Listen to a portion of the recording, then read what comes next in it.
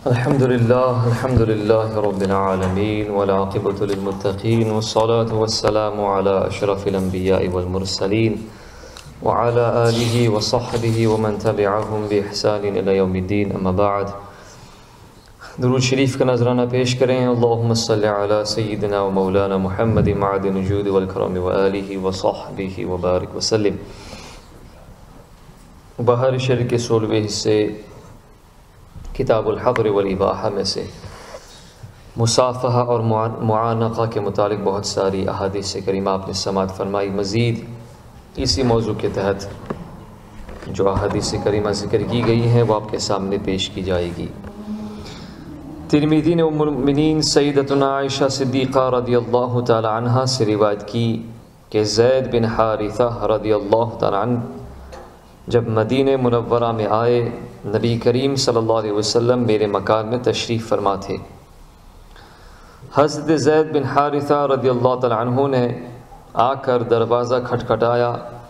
نبی کریم صلی اللہ علیہ وسلم کپڑا گھسیٹتے ہوئے بغیر چادر اوڑھے ہوئے چل دیے. واللہ میں نے کبھی اس کے پہلے نبی کریم صلی اللہ علیہ وسلم کو بغیر چادر اوڑھے کسی کے پاس جاتے نہیں دیکھا تھا، اور نہ اس کے بعد کبھی اس طرح دیکھا. حضور صلی اللہ علیہ وسلم نے انہیں گلے لگایا اور بوسہ دیا. سبحان اللہ. ابو داؤد نے حضرت اسید بن حضیر رضی اللہ تعالیٰ سے روایت کی کہ ایک انصاری شخص جن کی طبیعت میں مزاح تھا، وہ باتیں کر رہے تھے اور لوگوں کو ہنسا رہے تھے. نبی کریم صلی اللہ علیہ وسلم نے ایک لکڑی سے ان کی کمر میں کونچا دیا.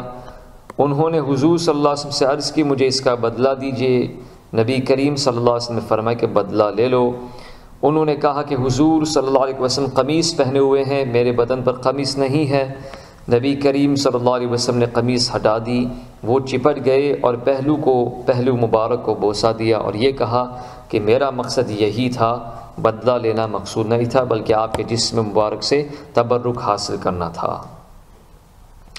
ابو داؤد و بیہقی نے عامر شعبی رضی اللہ عنہ سے مرسلن روایت کی کہ نبی کریم صلی اللہ علیہ وآلہ وسلم نے حضرت جعفر ابن ابی طالب رضی اللہ عنہ یعنی حضرت سیدنا علی المرتضیٰ کے بھائی حضرت سیدنا جعفر طیار جعفر ابن ابی طالب رضی اللہ عنہ کا استقبال کیا اور ان سے معانقہ فرمایا اور دونوں آنکھوں کے درمیان میں بوسہ دیا. سبحان اللہ. غالب نے اس وقت کہ جب وہ حبشہ سے ہجرت کر کے واپس تشریف لائے تھے مدینہ منورہ میں. ابو داؤد نے زارع رضی اللہ عنہ سے روایت کی کہ جب قبیلہ عبد القیس کا وفد نبی کریم صلی اللہ علیہ وسلم کی خدمت میں آیا تھا، یہ بھی اس وفد میں تھے. یہ کہتے ہیں کہ جب ہم مدینہ منورہ میں پہنچے، اپنی منزلوں سے جلدی نبی کریم صلی اللہ علیہ وسلم کی خدمت میں حاضر ہوتے اور نبی کریم صلی اللہ علیہ وسلم کے دست مبارک اور پائے مبارک کو بوسہ دیتے. ابو داؤد نے ام المؤمنین سیدتنا عائشہ صدیقہ رضی اللہ تعالی عنہ سے روایت کی کہ حضرت سیدتنا فاطمہ الزہرا رضی اللہ تعالی عنہ جب نبی کریم صلی اللہ علیہ وسلم کی خدمت میں حاضر ہوتی تو نبی کریم صلی اللہ علیہ وسلم ان کی طرف کھڑے ہو جاتے اور ان کا ہاتھ پکڑتے اور ان کو بوسہ دیتے، پھر اپنی مبارک جگہ پر بٹھاتے. اور جب نبی کریم صلی اللہ علیہ وسلم ان کے یہاں تشریف لے جاتے تو وہ کھڑی ہو جاتیں اور نبی کریم صلی اللہ علیہ وسلم کا ہاتھ پکڑ لیتیں اور بوسہ دیتیں اور اپنی جگہ پر بٹھاتیں. ابو داؤد نے حضرت برا رضی اللہ عنہ سے روایت کی کہ جب حضرت ابو بکر صدیق رضی اللہ عنہ شروع مدینہ شریف میں آئے تھے، میں ان کے ساتھ ان کے یہاں گیا.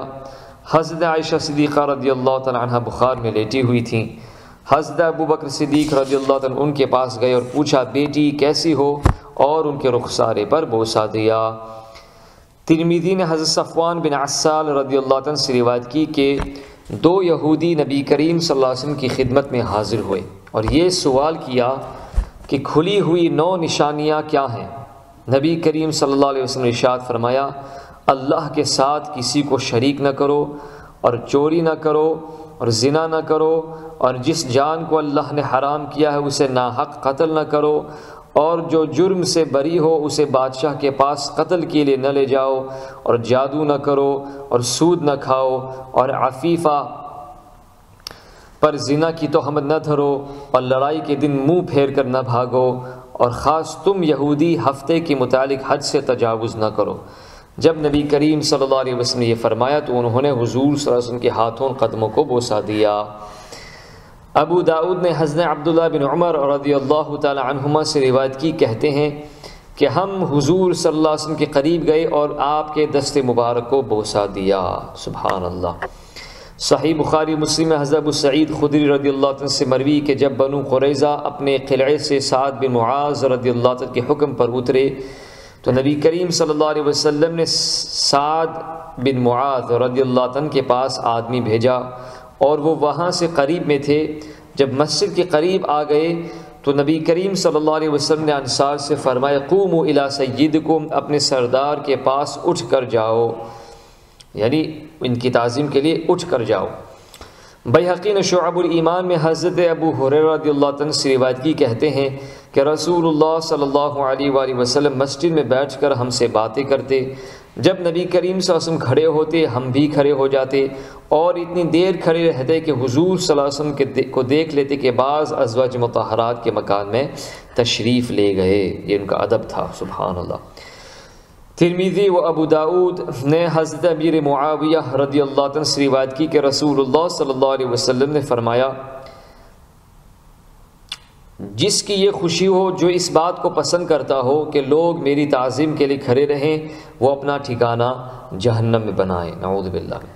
ابو داؤد نے حضرت ابو امامہ رضی اللہ عنہ سے روایت کی، کہتے ہیں کہ رسول اللہ صلی اللہ علیہ وسلم عصا پر ٹیک لگا کر باہر تشریف لائے، ہم نبی کریم صلی اللہ علیہ وسلم کے لیے کھڑے ہو گئے، ارشاد فرمایا کہ اس طرح نہ کھڑے ہوا کرو جیسے اجمی کھڑے ہوا کرتے ہیں کہ ان میں کا بعض دوسرے کی تعظیم کیا کرتا ہے، یعنی اجمیوں کا کھڑے ہونے میں جو طریقہ ہے وہ قبیح اور مذموم ہے، اس طرح کھڑے ہونے کی ممانعت ہے۔ وہ یہ ہے کہ عمرہ لوگ بیٹھے ہوئے ہوتے ہیں اور کچھ لوگ بر وجہ تعظیم ان کے قریب کھڑے رہتے ہیں۔ دوسری صورت عدم جواز کی وہ ہے کہ خود پسند کرتا ہو کہ میرے لیے لوگ کھڑے ہوا کریں اور کوئی کھڑا نہ ہو تو برا مانے، جیسا کہ ہندوستان میں اب بھی بہت جگہ رواج ہے کہ امیروں، رئیسوں، زمینداروں کے لیے ان کی رعایا کھڑی ہوتی ہے، نہ کھڑے ہوں تو زد و کوب تک نوبت آتی ہے۔ ایسے ہی متکبرین اور متجبرین کے متعلق حضرت ابی معاویہ رضی اللہ عنہ والی حدیث میں وعید آئی ہے، اور اگر ان کی طرف سے یہ نہ ہو بلکہ یہ کھڑا ہونے والا اس کو مستحق تعظیم سمجھ کر ثواب کی نیت سے کھڑا ہوتا ہے یا تواضع کے طور پر کسی کے لیے کھڑا ہوتا ہے تو یہ ناجائز نہیں بلکہ یہ مستحب ہے۔ مسئلہ مصافحہ کرنا یہ سنت مبارکہ ہے اور دونوں ہاتھوں سے مصافحہ کرنا چاہیے، یہی سنت مبارکہ۔ اعلیٰ حضرت رحمۃ اللہ نے اس پر پورا رسالہ لکھا ہے، صفائح اللجین فی کون التصافح بکفی الیدین۔ تو مصافحہ دونوں ہاتھوں سے کرنا یہ سنت ہے اور اس کا ثبوت تواتر سے ہے اور احادیث میں اس کی بڑی فضیلت آئی ہے۔ ایک حدیث شریف یہ ہے کہ جس نے اپنے مسلمان بھائی سے مصافحہ کیا اور ہاتھ کو حرکت دی اس کے تمام گناہ گر جائیں گے، جتنی بار ملاقات ہو ہر بار مصافحہ کرنا مستحب ہے۔ مطلقاً مصافحہ کا جواز یہ بتاتا ہے کہ نماز فجر و عصر کے بعد جو اکثر جگہ مصافحہ کرنے کا مسلمانوں میں رواج ہے یہ بھی جائز ہے، اور بعض کتابوں میں جو اس کو بدعت کہا گیا ہے اس سے مراد بدعت حسنہ ہے، یعنی اچھی بدعت۔ لیکن کچھ اہل سنت و جماعت کے بالمقابل جو دوسرے فرقے ہیں انہوں نے اس کو پھر بدعت سیئہ تک پہنچا دیا، یعنی یہ بری بدعت ہے اور اس کی بڑی پرچار یہ لوگ کرتے ہیں کہ ویسے مصافحہ نہیں کرنا چاہیے، بلکہ یہ مصافحہ مطلقاً سنت ہے، تو کسی بھی نماز کے بعد آپ کر سکتے ہیں، یہ سنت ہی ہے۔ جس طرح فجر و عصر کے بعد مصافحہ کرنا جائز ہے، دوسری نمازوں کے بعد بھی مصافحہ کرنا جائز ہے، کیونکہ اصل مصافحہ کرنا جائز ہے تو کسی وقت بھی کیا جائے جائز ہی ہے جب تک شرع مطہر سے ممانعت ثابت نہ ہو۔ مصافحہ یہ ہے کہ ایک شخص اپنی ہتھیلی دوسرے کی ہتھیلی سے ملائے، فقط انگلیوں کے چھونے کا نام مصافحہ نہیں ہے۔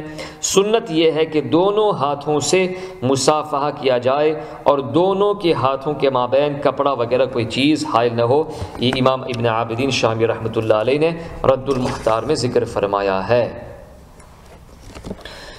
مصافحہ کا ایک طریقہ وہ ہے جو بخاری شریف وغیرہ میں حضرت عبداللہ بن مسعود رضی اللہ عنہ سے مروی کہ نبی کریم صلی اللہ علیہ وسلم کا دست مبارک ان کے دونوں ہاتھوں کے درمیان میں تھا، یعنی ہر ایک کا ایک ہاتھ دوسرے کے دونوں ہاتھوں کے درمیان میں ہو، یعنی دونوں ہاتھوں سے سلام کرنا۔ تو ظاہر سی بات ہے کہ ایک کا ہاتھ دوسرے کے دونوں ہاتھوں کے بیچ میں ہوگا۔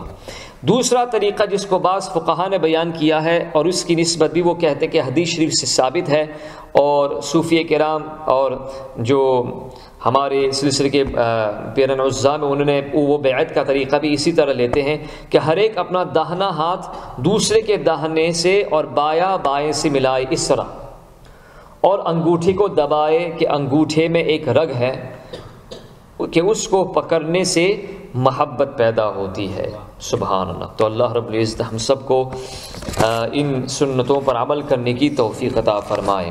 اللہ